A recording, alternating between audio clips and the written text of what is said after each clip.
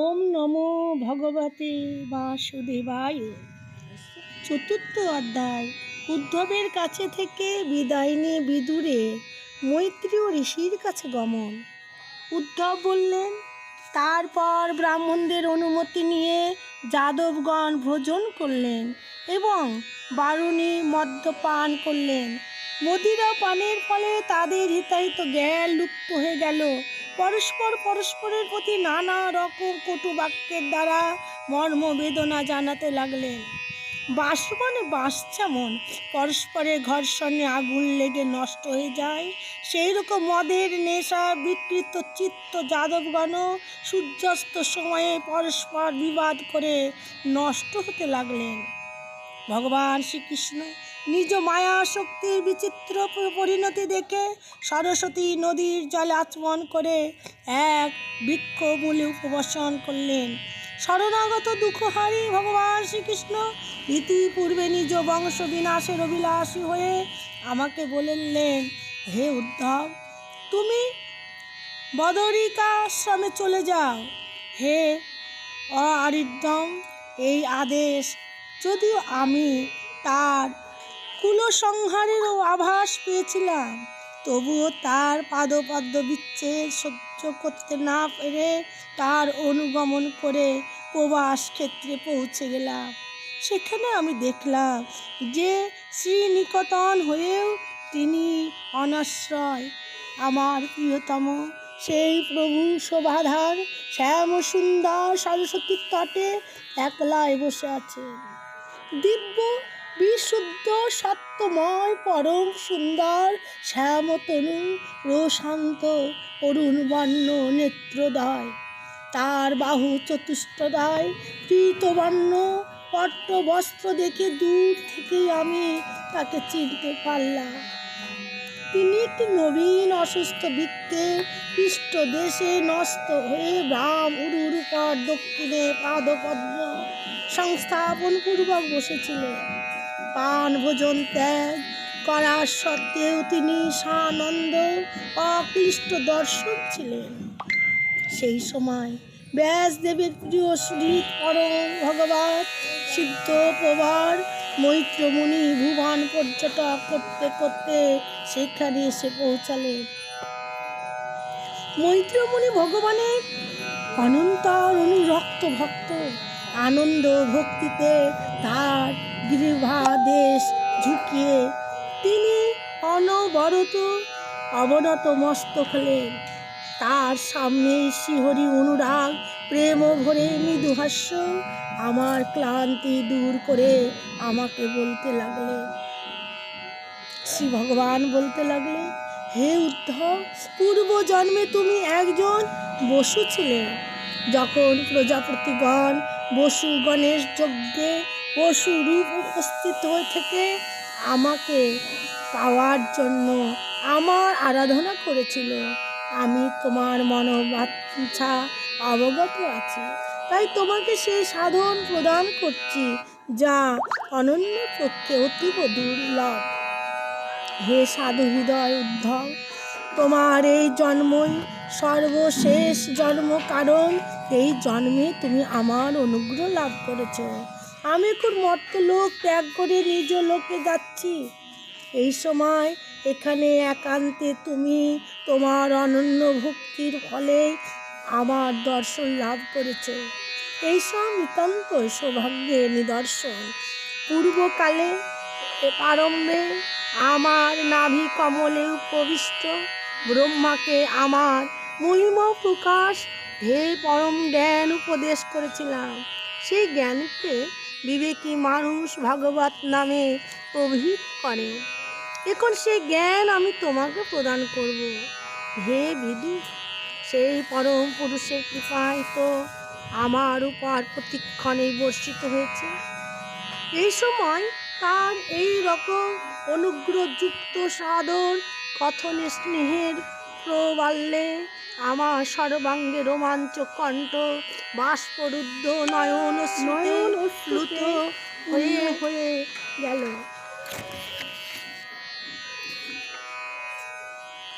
আমি হাত জোর করে তাকে বললাম, হে প্রভু, আপনার পাদ পদ্ম ভজনকারীদের এই জগতে ধর্ম অর্থ কাম মোক্ষ এই চতুর্বর্গ রূপ পুরুষার্থের মধ্যে কোনোটাই দুর্লভ নয়। তবুও আমার এই সব কিছুই চাই না। আমি কেবল আপনার চরণ কমলে সেবা করার অভিলাষী। হে প্রভু, আপনি নিজ নিষ্ক্রিয় হয়েও কর্ম করেন, অজন্মা হয়েও জন্মগ্রহণ করেন, কাল স্বরূপ হয়েও শত্রু ভয়ে পালিয়ে গিয়ে দ্বারকার দুর্গে আত্মগোপন করে থাকেন এবং আত্মরাম হয়েও 16,000 স্ত্রীর সাথে রমণ করেন। এইসব দেখে পণ্ডিতদের বুদ্ধি বিপর্যয় হয়। হে স্বামী, আপনি দেশ কাল বস্তুর দ্বারা পরিচ্ছেদ শূন্য অখণ্ড জ্ঞান স্বরূপ। তবুও মন্ত্রণা করার জন্য আমাকে কাছে ডেকে সাধারণ অনভিজ্ঞ মানুষের মতো সতর্কতা অবলম্বন করে আমার মতামত জিজ্ঞাসা করতেন। হে প্রভু, আপনার এই অচিন্তনীয় লীলা আমার চিত্তকে মোহিত করে দেয়। হে ভগবান, আপনার স্বরূপ সম্বন্ধীয় গুরু রহস্য প্রকাশক হে যে শ্রেষ্ঠ সমগ্র জ্ঞান আপনি ব্রহ্মাকে উপদেশ করেছিলেন। আমাকে যদি তার উপযুক্ত মনে করেন তাহলে কৃপা করে আমাকেও তা উপদেশ করুন, যাতে আমি অনাশয়ে দুঃখময় এই ভবসাগর পার হতে পারি। আমি যখন এইভাবে আমার মনোগত অভিপ্রায় নিবেদন করলাম, তখন পরম পুরুষ কমল নয়ন ভগবান শ্রীকৃষ্ণ তার স্বরূপ স্মৃতির পরম জ্ঞান উপদেশ করলেন। এই প্রকারে পূজ্যপাদ গুরু শ্রীকৃষ্ণের কাছে আত্মতত্ত্ব উপলব্ধির সাধন শ্রবণ করে সেই প্রভুর চরণ বন্দনা করে এবং তাকে প্রদক্ষিণ করে আমি এখানে এসে উপস্থিত হয়েছি। বর্তমানে তার বিরহে আমার চিত্ত অনন্তই ব্যথিত রয়েছে। আমি এখন তার প্রিয় বদরিকাশ্রমে গমন করব, যেখানে ভগবান শ্রী নারায়ণ দেব এবং নরনারদ ঋষিদ্বয় লোকানুগ্রহ করে সুদীর্ঘ কাল অবধি নিরুপদেশ দুশ্চর তপস্যায় রত রয়েছে। শ্রী সুখদেব বললেন, পরম জ্ঞানী বিদুর উদ্ধবের কাছে এইসব আত্মীয়দের দুঃখ সহ নিধন বৃত্তান্ত শুনে উদ্গত শোকাবেগে নিজে বিবেক জ্ঞানের দ্বারা নিবারণ করলেন। তখন ভগবান শ্রীকৃষ্ণের পার্শ্বদের মধ্যে প্রধান মহাভাগবত উদ্ধব বদরিকাশ্রমে যেতে উদ্যত হলেন। তখন কুরুকুল শ্রেষ্ঠ বিদুর শ্রদ্ধাযুক্ত হৃদয়ে তাকে জিজ্ঞাসা করলেন। বিদুর বললেন, হে উদ্ধব, যোগেশ্বর ভগবান শ্রীকৃষ্ণ তার আত্মতত্ত্ব প্রকাশক যে পরম জ্ঞান আপনাকে উপদেশ করেছেন, সেই রহস্য আপনি আমাকে বলুন। কারণ ভগবত ভক্তগণ তো নিজে সেবকগণের প্রয়োজন সিদ্ধির জন্য বিচরণ করে থাকে। উদ্ধব বললেন, সেই তত্ত্বজ্ঞান লাভের জন্য আপনাকে মুনিবর মৈত্রের কাছে যেতে হবে। এই মর্ত্যধাম পরিত্যাগের সময় আমার সাক্ষাতে স্বয়ং ভগবানই আপনাকে সেই জ্ঞান উপদেশ করবার জন্য মৈত্রী মুনিকে আদেশ দিয়েছেন। শ্রী সুখদেব বললেন, হে রাজন, এইভাবে বিদুরের সাথে বিশ্বমূর্তি ভগবান শ্রীকৃষ্ণের নীলাগুণ কীর্তন রূপ তারা উদ্ধবে গুরুতর বিরহ ও সন্তাপ প্রশমিত হলো। যমুনা তীরে সেই রাত্রিটি তার ক্ষণকালের মতো কেটে গেল। তারপর প্রাতকালে সেখান থেকে তিনি চলে গেলেন। মহারাজ পরীক্ষিত জিজ্ঞাসা করলেন, হে ব্রাহ্মণ, বৃষ্ণি এবং ভোজবংশীয় সমস্ত রথী মহারথী যথুপ্রতি সৈনিক হস্তি সমেত অধিনায়কগণের নিধন হয়ে গিয়েছিল। এমনকি ত্রিগুণান্বিত ভগবান শ্রীকৃষ্ণ পর্যন্ত নিজের মানবতনু ত্যাগ করলেন। এই অবস্থায় কেবলমাত্র সেই যাদব শ্রেষ্ঠ উদ্ধবই কি করে বেঁচে রইলেন? শ্রী সুখদেব বললেন, অব্যক্ত সংকল্প ভগবান শ্রীকৃষ্ণ নিজের কাল শক্তির দ্বারা শ্রী কুলুকে পাবম্ভ সাপের ছলে সংহার করে নিজের শ্রী বিগ্রহ ত্যাগের সময়ে চিন্তা করলেন, আমি এই মর্তলোক ছেড়ে চলে যাওয়ার পর আত্মজ্ঞান শিরোমণি উদ্ধবই সম্যক রূপে আমার স্বরূপ বিষয়ক জ্ঞান গ্রহণের সর্বশ্রেষ্ঠ অধিকারী। এই উদ্ধব আমার থেকে অনুমাত্র কম নয়, কারণ সে আত্মজয়ী। বিষয় সময়ে দ্বারা তার চিত্ত কখনো বিচলিত হয়নি। সুতরাং লোকসমূহকে তত্ত্বজ্ঞান উপদেশ দেবার জন্য উদ্ধব এই মর্তলোকে অবস্থান করুক। ত্রিভুবন পূজ্য বেদসমূহের কারণভূত শ্রীকৃষ্ণ এই অভিপ্রায়ে বদরিকা আশ্রমে যেতে আদেশ করার উদ্ধব সেখানে গিয়ে সমাধিযোগে শ্রীহরির আরাধনায় মগ্ন হলেন।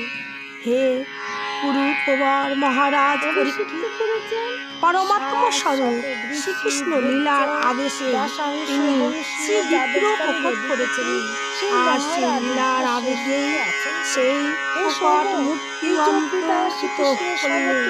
তার এই অন্তলীলা অন্তর্ধ্যান লীলা ধীর ব্যক্তিগণের ধৈর্যবদ্ধ এবং অধীর পশুতুল্য বিহুল্য চিত্ত জীবগণের পক্ষে অনন্ত দুষ্কর ধারণার অতিরূপে ভগবতী পরম ভগবত উদ্ধবের মুখ থেকে শ্রীকৃষ্ণের সেই সব কাহিনী শ্রবণ করে এবং ভগবান শ্রীকৃষ্ণ যে পরম ধামে যাওয়ার আগে বিদুরের কথা মনে করেছিলেন, এটি শুনে প্রেম বিহুল্য হয়ে বিদুর রোদন করতে লাগলেন।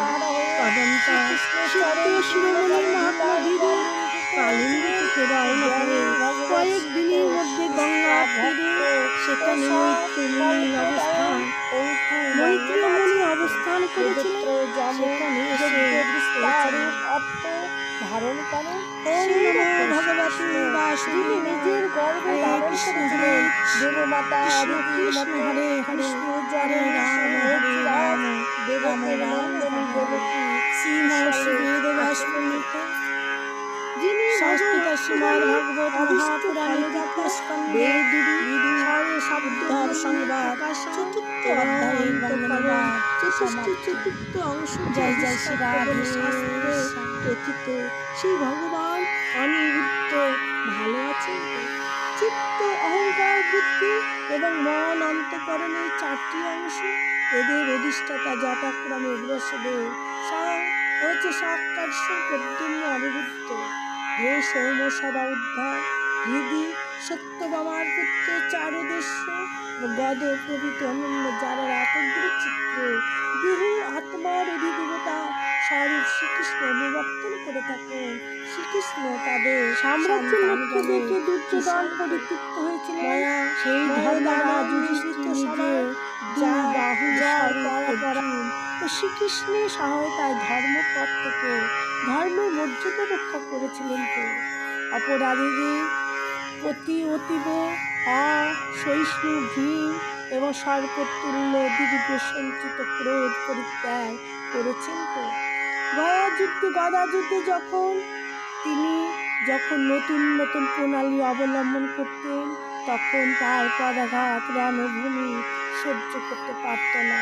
আত্মগোপন ছেলে কিরাত বেশধারী প্রচ্ছন্ন মহাদেব তার জালে আচ্ছন্ন হয়ে তার প্রতি সন্তুষ্ট হয়েছিলেন। সেই রথী যদুপতিদের গোবর্ধনকারী গান্ডবীধারী অর্জুনের কুশলিত। এখন তো তার সব শত্রুতা নিশ্চয় স্তব্ধ হয়ে গেছে। হে উদ্ধব, চোখের পাতা যেমন চোখকে রক্ষা করে, সেই রকম কুন্তী পুত্র যুধিষ্ঠির, ভীম বা অর্জুন যাদের সর্বদা রক্ষা করেছেন এবং কুন্ত্রী যাদের লালন পালন করেছিলেন, সেই মাদ্রী যমজদয় পুত্রদয় কুশল সহদেবের মঙ্গল তো। গরুর যেমন ইন্দ্রের মুখ থেকে অমৃত কেড়ে নিয়ে এসেছিলেন, তেমনি দুই ভাই যুদ্ধক্ষেত্রে শত্রু দুর্যোধনের হাত থেকে নিজেদের পৈতৃক রাজ্য ছিনিয়ে নিয়ে আনন্দে ক্রিয়া করেছেন তো। আহা, বেচারি কুণ্ঠিত রাজর্ষি শ্রেষ্ঠ পাণ্ডু বিয়োগে মৃতপ্রায় হয়ে শুধু এই বালকদের জন্য প্রাণ ধারণ করেছিলেন।